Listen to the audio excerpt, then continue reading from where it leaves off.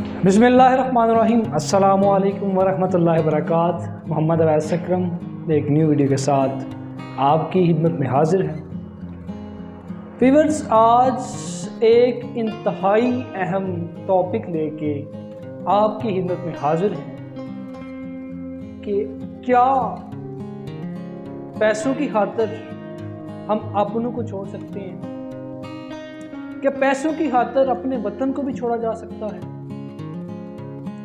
تو ویورز، بڑے افسوس کے ساتھ کہنا پڑ رہا ہے کہ یہ کام ہم مجبوری میں کر رہے ہیں، لیکن کر ضرور رہے ہیں۔ اب اپنے وطن کو چھوڑا کیوں جا رہا ہے؟ اس میں ہمیں کیوں مجبور کیا جا رہا ہے؟ تو دیکھیں، سب سے پہلے کہ کسی بھی کام کو کرنے سے پہلے، خاص کر کے ہمارے معاشرے کے اندر، ہماری سوسائٹی کے اندر کیا ہوتا ہے کہ جب بھی کوئی ٹرینڈ چلتا ہے، چاہے کوئی اچھا گھر بنانے کا ٹرینڈ ہو، بڑی گاڑی لینے کا ٹرینڈ ہو، بائک لینے کا ٹرینڈ ہو، ٹھیک ہے، اچھے کپڑے پہننے کا ٹرینڈ ہو، تو جب ایک انسان چلتا ہے تو باقی سب اس کو فالو کرتے ہیں۔ تو اسی طرح اگر کوئی ہمارا دوست چھوٹا بڑا یا جو بھی ہے انڈر میٹرک ہو، ٹھیک ہے، میٹرک کر رہا ہو، انٹرمیڈیٹ مکمل کر چکا ہو یا یونیورسٹی لائف میں ہو، تو ان کی مائنڈ سیٹ میں ایک ایسی پروگرامنگ کر دی گئی ہے کہ ان کو صرف ایک ہی بات کرنی ہے کہ یار میں نے کام سیکھنا ہے، باہر جانا ہے، میں نے میٹرک کرنا ہے، میں نے باہر جانا ہے، میں نے انٹر کرنا ہے، میں نے باہر جانا ہے، میں نے گریجویشن کرنی ہے، میں نے باہر جانا ہے، باہر جانا ہے، باہر جانا ہے۔ کیوں باہر جانا ہے؟ میں نے پیسے کمانے ہیں۔ آؤ مل کے اس ٹرینڈ کو ختم کریں۔ میرے پاکستان کے باسیوں، اس بات کو سمجھیں کہ اگر آج اس ٹرینڈ کو ہم نے ختم نہ کیا تو اس کا نقصان ہمارے وطن پاکستان کو ہونے والا ہے۔ آج پاکستان کے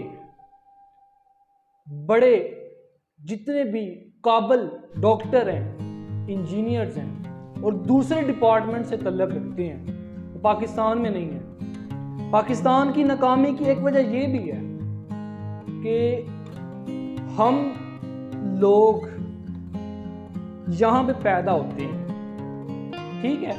پاکستان ایک ایسی کہہ لیں کہ آپ کو دنیا میں لانے والی ایک ذریعہ بنا نا، پاکستان آپ کو دنیا میں لانے کا۔ اسی طرح آپ پاکستان میں پلے، اپنے پاکستان میں تعلیم حاصل کی، آپ نے پاکستان کے اندر اسکل سیکھی اور کام کہاں پہ کر رہے ہیں؟ دوسروں کے لیے جا کے کر رہے ہیں۔ بات تو ٹھیک ہے، پاکستان میں آپ کو پورا معاوضہ نہیں مل رہا۔ کیوں نہیں مل رہا؟ اس میں پاکستان کا قصور نہیں ہے، اس میں قصور ہمارا ہے۔ ہم نے اس ٹرینڈ کو ختم کرنا۔ اچھا، اب اس ٹرینڈ کو کیسے ختم کیا جا سکتا ہے؟ میں یہ نہیں کہتا کہ آپ باہر نہ جائیں، آپ کو کسی اچھے ملک میں جا کے پیسے کمانے ہوں۔ اب پیسے کس طرح کمانے ہیں؟ اب ہمارے ہاں کیا ہوتا ہے جی، پیسے بعد میں آتے ہیں اور گھر میں میاں کرنے شروع کر دیتے ہیں۔ اس طرح ہی ہے نا کہ مکان بنانا سٹارٹ کر دیتے ہیں، ٹھیک ہے، بڑی گاڑی لینی ہے جی، ہم نے اس ٹرینڈ کو فالو نہیں کرنا۔ ہم نے مل کے پاکستان کو بچانا ہے۔ کس طرح بچانا ہے؟ جو پیسے ہم نے اکٹھا کرنے ہیں 10 سال میں، یار اتنے پیسے تو آپ بنا سکتے ہیں کہ آپ اپنا پاکستان میں کاروبار سیٹ کر سکیں۔ ہر بندہ اپنے حصے کا کام کرے گا تو پاکستان کا ایک مقام بنے گا، پاکستان کا ایک نام بنے گا۔ پاکستان کا نام اگر ہم نہ بنا سکے تو ہماری آنے والی اولاد بنائے گی، وہ بھی نہ بنا سکی تو یہ ٹرینڈ چلتا رہے گا۔ یہ جو پروگرامنگ ہمارے مائنڈوں میں سیٹ ہے وہ ختم نہیں ہونے والی، یہ جو ذہنی غلامی ہے یہ ختم نہیں ہونے والی، اس کو ہم نے ہی ختم کرنا ہے۔ اگر ہم نہ کر پائے تو پھر آنے والی نسلیں بھی نہیں کر پائیں گی۔ مل کے اس ٹرینڈ کو ختم کرنا ہے، پاکستان کے لیے کام کرنا ہے۔ ہمیں کسی سے کوئی مسئلہ نہیں ہے، ہم کسی کے کوئی غلام نہیں ہیں۔ ہمیں کیوں غلامی منظور ہے؟ دیکھیں، جب ایک نوجوان اپنے گھر کو چھوڑتا ہے، میں ایک اسٹوڈنٹ ہوں، یونیورسٹی کا اسٹوڈنٹ ہوں اور ہاسٹلائز ہوں، مجھے ان سارے معاملات میں یقین مانے جب اپنے گھر سے جاتا ہوں نا یونیورسٹی کے اندر، ہاسٹل میں 1 ہفتہ 2 ہفتے جب وہاں پہ رہتا ہوں تو مجھے یقین ہو جاتا ہے کہ میں پتہ نہیں کہاں پہ آ گیا ہوں۔ تو سلام ہے ان بھائیوں کو جو 10 سال سے باہر ہیں، جو 4 سال سے باہر ہیں، کوئی 5 سال سے باہر ہیں، اپنے بیوی بچوں سے دور ہیں۔ ان کو کیا کوئی مجبوری نہ ہے؟ اگر کوئی مجبوری نہ ہوتی تو وہ کبھی وطن کو نہ چھوڑتے۔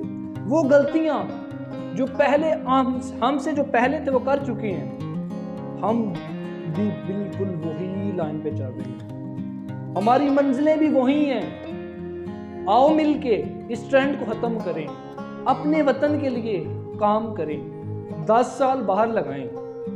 اب کیا ہوتا ہے جب انسان کی عمر 50 سال 60 سال ہوتی ہے پاکستان واپس آتا ہے؟ کیوں آتا ہے؟ مرنے کے قریب ہوتا ہے۔ اب وہ پاکستان آ رہا ہے، کیا پاکستان ایک ہاسپٹل ہے جس نے آپ کو جنم دینے کا ایک راستہ فراہم کیا؟ اب مرنے کے لیے اب دوبارہ پاکستان آ رہے ہیں، کیا پاکستان ایک اپنا قبرستان ہے؟ پاکستان قبرستان ہے۔ Pakistan is a beautiful country۔ Pakistan ایک خوبصورت وادی ہے، اس کو ہم نے ترقی پذیر سے ترقی یافتہ ہم نے بنانا ہے، کوئی باہر سے آ کے اس کو نہیں بنا سکتا۔ اگر خدا کی قسم ہم نہ کر پائے تو کوئی نہیں کر پائے گا۔ آؤ مل کے میں، آپ اور سب اس وطن کے لیے کام کریں، بظاہر خود پیسہ کمائیں لیکن وطن پہ لگائیں۔ ہمیں کیوں چاہیے بڑی گاڑیاں، ہمیں کیوں چاہیے اچھے مکان؟ ہمیں نہیں اس چیزوں کی ضرورت، ہم نے مل کے وطن کو اوپر لے کے جانا۔ تو اگر آپ نہیں کریں گے تو کوئی اور یہ کام کر سکتے ہیں، اگر آپ نہیں کریں گے تو اللہ اور کسی سے کام لے لے گا۔ تو کیوں نہ ہم اس کام کو سٹارٹ کریں، آنے والی نسلوں کے لیے سوچا جائے، اپنے وطن کے لیے سوچا جائے۔ اس بات میں غور کیجئے گا کہ ہم کس مقام پہ کھڑے ہیں۔ اگر ہم آج پاکستان کو اس ٹرینڈ سے نہ بچا پائے تو آنے والا جو وقت ہے وہ بہت ہی خطرناک ہونے والا ہے۔ اس ٹرینڈ کو ہم نہیں روک پائیں گے۔ آج تو ہمارے نوجوان باہر جا رہے ہیں کثیر تعداد میں، کل کو ہماری بہنیں بھی کہیں گی کہ ہم نے اس وطن میں نہیں رہنا، ہم اس وطن میں سیو نہیں ہیں، ہم نے پیسے کمانے ہیں، کہ ہم لڑکوں سے پیچھے ہیں۔ تو اس وقت کیا جواب دے پاؤ گے اپنے آپ کو؟ آج پیسے بنانا پاکستان میں کوئی بڑی بات نہیں ہے۔ اگر وہ لوگ پیسے کما رہے ہیں 20 لاکھ 25 لاکھ، وہ پاکستان میں کمایا جا سکتا ہے۔ آپ کوشش تو کریں، آپ اس ٹرینڈ کو بدلیں تو صحیح، 10 سال لگائے گا، نو پرابلم۔ وہ پیسہ اکٹھا کر کے وہ پاکستان کی جو انڈسٹری ہے اس میں لگائیں۔ ہمیں ایک بات کو ہمیشہ یاد رکھنا ہوگا کہ پاکستان کے اندر اتنی مینوفیکچرنگ نہیں ہوتی، پاکستان کا کوئی اپنا اتنا خاص برانڈ نہیں ہے۔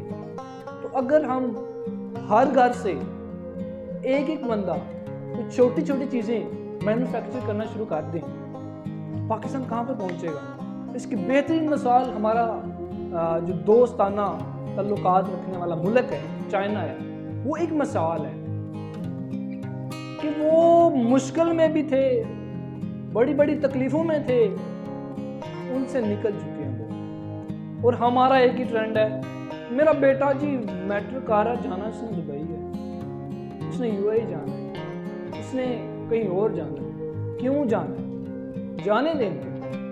اب ہماری زندگیاں ان پہ لگیں گی۔ ایک اپنا وطن کو بنانے میں کتنا ٹائم لگتا ہے جانتے ہیں؟ بہت زیادہ۔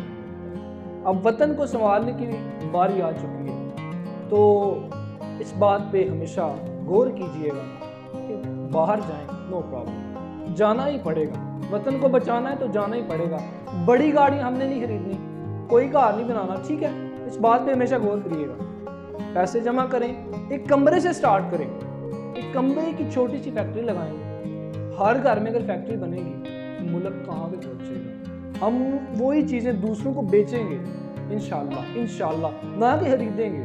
اگر ہمارے اپنے برانڈ ہوں گے، اور میری پاکستان کے باسیوں آپ سے اپیل ہے کہ جو پاکستان کی موجودہ برانڈ ہیں ان سے چیزیں خریدیں. اگر آپ کو 10 روپے 20 روپے 50 روپے 100 روپے مہنگا بھی ملتا ہے اس چیز کو خریدیں. اس ٹرینڈ کو فالو کریں.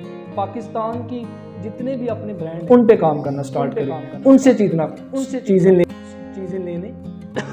چیزیں جو ہے نا وہ لینا سٹارٹ کریں. ان سے وہ چیزیں لینا سٹارٹ کریں. اگر ہم نہیں کریں گے تو پھر کون کرے گا؟ محمد اویس اکرم کو دیجیے اجازت. انشاءاللہ ملتے ہیں نیکسٹ ویڈیو میں. اپنے آپ کو بدلیے جہاں خود بدل جائے گا. اللہ حافظ.